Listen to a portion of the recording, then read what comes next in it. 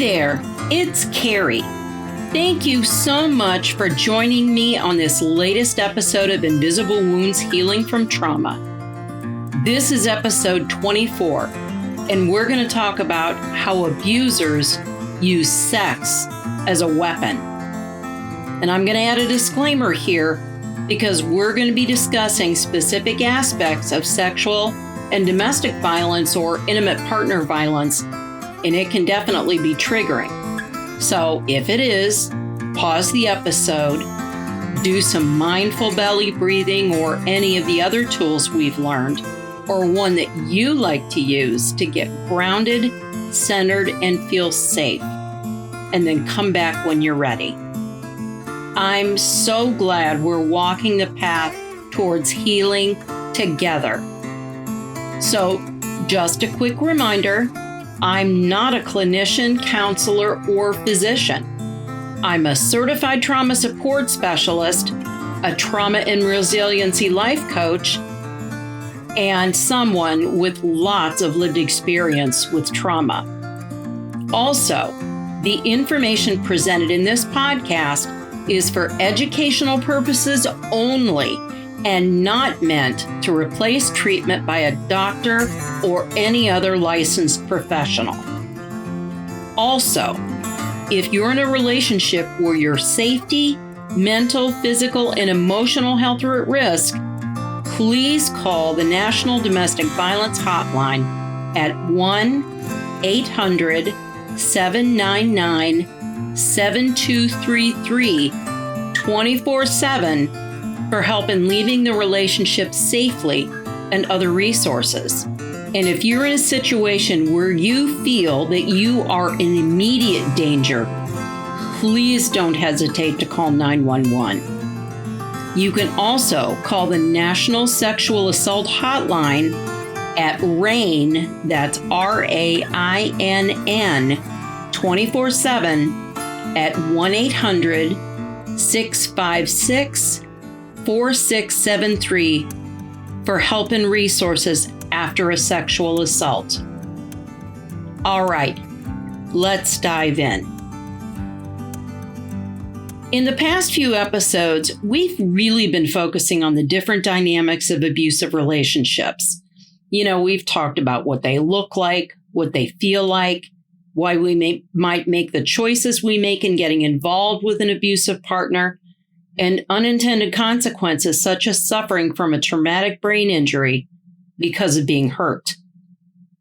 Today, we're going to talk about the weaponization of sex, or how abusers use sex and various aspects of sex, sexual abuse, and sexual coercion like a weapon as a way to gain and maintain power and control over another person. This is a very difficult topic. So again, be sure to listen carefully and care for yourself in whatever way you need to. So some quick statistics. According to the Centers for Disease Control, or CDC, nearly 1 in 2 women and 1 in 5 men will experience some form of sexual violence other than rape at some point in their lives. So think of this visual. You're in a group of women and men in a room, maybe for a meeting. In the group of women in the room, every other woman you see is likely to have experienced sexual violence. For the men in the room, every 5th man in the room is likely to have experienced the same. I mean, it's mind-blowing when you think of it this way. Out of your group of friends, how many of them might have experienced this as well? So just a couple of quick definitions too. Sexual assault is any form of unwanted sexual activity without that person's consent. And consent is a voluntary agreement between adults to engage in sexual activity. However, in cases involving intimate partner violence or domestic violence, that consent can feel like it has some really gray areas. And I'll explain further on that in a minute. Rape is, of course, extremely personal violence. It also doesn't have to be committed by a stranger or an acquaintance. You can be raped by your married partner too. Many people have this long-held societal view that sex in marriage is a duty, something that's expected as part of the contract. Let me tell you very clearly that sex is never a duty or something that should be expected in any relationship, married or not. If you are forced to have sex, perform sex acts, or are involved in anything that has to do with sex against your will, you are being violated. Abusers use sex as a power and control tactic, and it can take many different forms. Forcing you to have sex when you don't want to, or outright rape, feeds into their need to have complete control and dominance over their partner. Abusers can use forced sex or rape as a punishment for not obeying whatever they say or feel that their rules are. They know it's hurting you. They want to hurt you. Abusers view you as their personal property, something they own and can do with what they want to you. To them, you are not a person with rights, feelings, opinions, or values. You are a thing, an object, like a piece of furniture. What you need and want does not matter to them in the least. And we get so tied up in our feelings for our abusers that we miss this very important fact. And it doesn't matter how we try to approach them or how carefully we word things when we try to discuss or even just bring up how we feel about anything that matters to us. Their responses, abusive behaviors, and attitude towards us when we voice how we feel eventually stops us completely from even trying to talk about it. It's not worth it. So we go silent. We go dormant. We learn that speaking up has very real negative consequences for us. And then that just feeds more and more into our feelings of low self-esteem, self-blame, and self-doubt. Abusers can also be a bit more coercive or stealthy in a way when it comes to sex. They might say something like, if you really loved me, you do blank, whatever it might be. We can often find ourselves in situations involving sex where we can question our own interpretation of the situation. We don't want to do whatever it is our partner wants us to, but we love them, so it must be okay, even though our brains and bodies are screaming no. This is one of those gray areas I mentioned earlier. It feels like we're consenting or saying yes to something.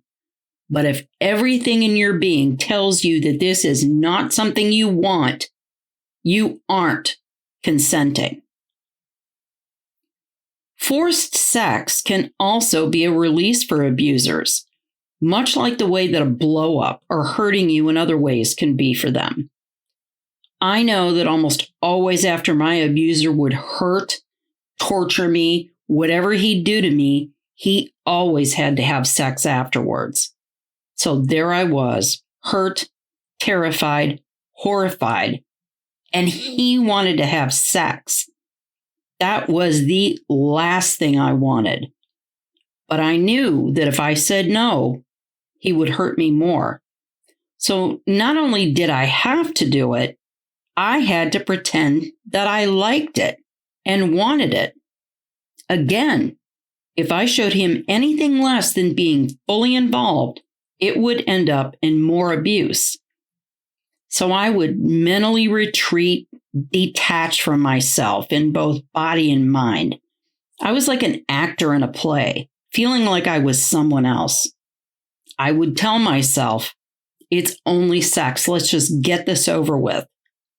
However, it didn't matter how much I downplayed it. It still hurt. I was still giving up pieces of my soul. And as a rape survivor, this just compounded the traumas I'd already suffered. This is another gray area where it feels like you're consenting, but you aren't. I was letting something happen to me in order to survive, in order to protect myself from further harm. Sexual coercion can also look like sabotaging birth control or forcing you to get pregnant. They might just forbid any form of birth control at all. This is another way to tie you to them, and it keeps you under their control. And then they can also go the other extreme and force you to end a pregnancy. What's the most important thing to remember is that if you do not agree to sex or any sexually related activities, behaviors, whatever it is, and it is against your will, you are being violated. This includes doing whatever you need to do in order to survive. No means no, whether it's said out loud or in your mind. This also applies to being raped or sexually violated in any way while another person is intoxicated or altered in some way, either through substances, mental health, or disabilities.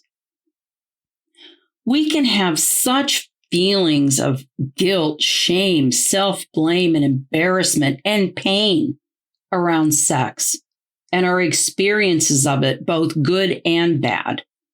Our feelings can get tied up in our belief systems, how we were taught about sex growing up, our family's attitudes towards it, how we view ourselves, everything. For so many of us, it's uncomfortable, painful, and traumatizing to even think about, let alone discuss, or if we have to report it to law enforcement or any other agencies we might be seeking help from. Sex is supposed to be a good thing between consenting, and there's that word again, adults, something we choose to do, something we want to and like doing. It should be a healthy way to connect to someone we care about and a normal and healthy way to get our own needs met. It should feel safe, good, and fun. Anything related to our personal sexuality should make us feel empowered. We have control over ourselves and our bodies, and we say yes or no as we choose. We do have to make sure that we surround ourselves with people who respect our boundaries, our choices, and our voice. No one, I mean no one ever, has the right to do anything to you in a way that hurts, demeans, degrades, insults, threatens, violates you, or puts your safety or even your life at risk. This includes hurting you physically, mentally, emotionally, sexually, financially, environmentally, and socially.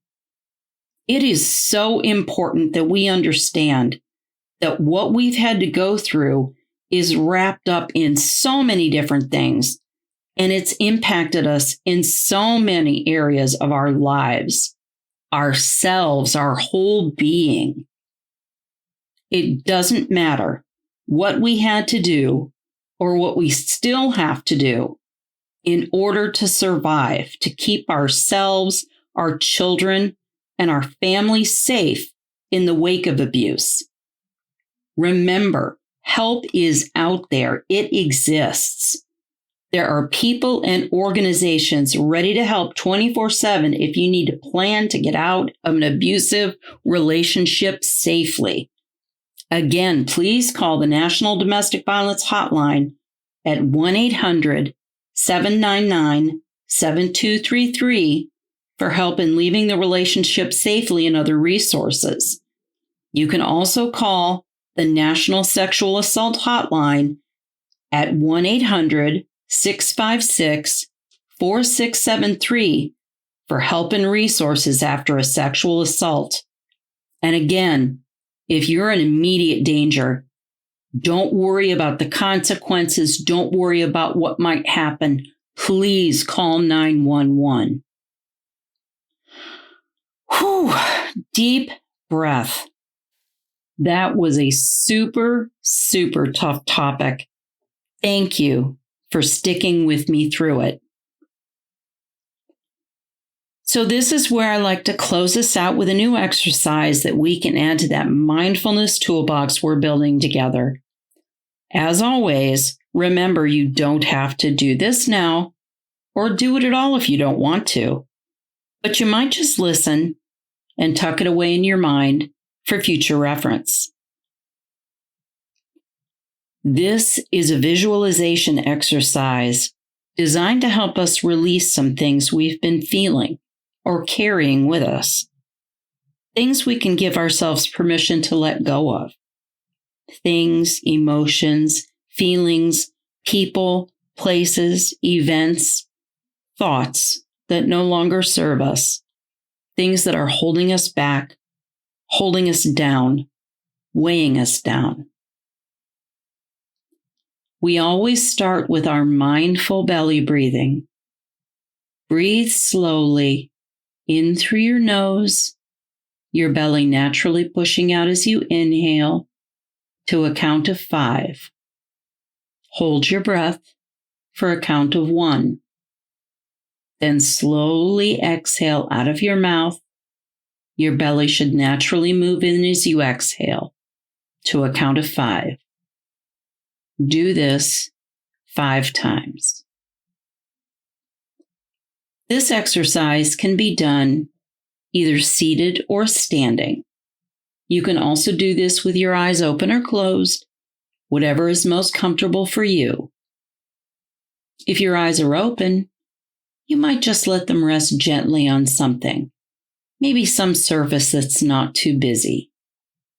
If you're standing, you should be in a relaxed body position, joints loose, feet shoulder width apart. If you're seated, you should also be in a relaxed body, feet on the floor. Make sure that there's space in front of you to raise your arms. Continue letting your breath flow slowly in and out. Either seated or standing, extend your arms upward, shoulder distance apart, elbows bent as much as is comfortable for you. Next, between your hands, picture a balloon. You can do this with your eyes open or closed, remember. This balloon is your balloon, and it can be any color you want it to be. Whatever color is your safe or special color. See this balloon between your hands in your unique color. Continue letting your breath flow. Next, imagine that you now have a big wide tip marker, and it can write in any color you choose. Next, picture yourself writing on that balloon, whatever is holding you back, stealing your joy, stifling your laughter, stealing your peace. It can be a face, a place, a name, a date, an emotion, a feeling, an event, a memory, whatever you want it to be. See yourself writing or drawing it on the balloon. Next, take a big inhale. Lift that balloon high. Exhale and release the balloon. Up it goes, higher and higher, getting smaller and smaller until it gets so high you can barely see it. Suddenly, it pops and rains down stardust on you. Stardust in that special, unique color of yours. Stardust now repurposed and recycled into something better and more useful. As this stardust rains down over you, showering you, you could say, I am letting go. I am free. I am grateful. I am at peace. Feel that stardust all over and through you as you say those words. Continue breathing slowly in and out. And when you're ready, slowly bring your awareness back to your breath. If your eyes were closed, slowly open them and refocus on something near you. You can continue breathing slowly as long as it's comfortable for you. Take that little personal inventory we talk about. How do you feel? Did you feel a release, a letting go? Do you feel lighter? Do you feel more at peace? I hope this exercise was something that you found helpful. And again, we're just adding more tools to that mindfulness toolbox. So whenever you need to go to that toolbox and grab a skill, something grounding, calming, something that makes you feel safe, do it.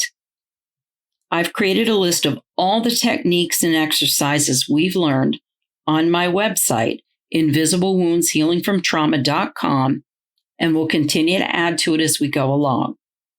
I've also put each exercise to beautiful music and video on my YouTube channel, Invisible Wounds Healing from Trauma. Please subscribe and share widely if you like what you see and hear. Thank you so much for taking the time to listen today. And please keep on listening. Wherever you listen, please like, subscribe, favorite, follow me, and again, share widely. And what you think really matters to me too. So comment on the show, let me know what you think, whatever's on your mind.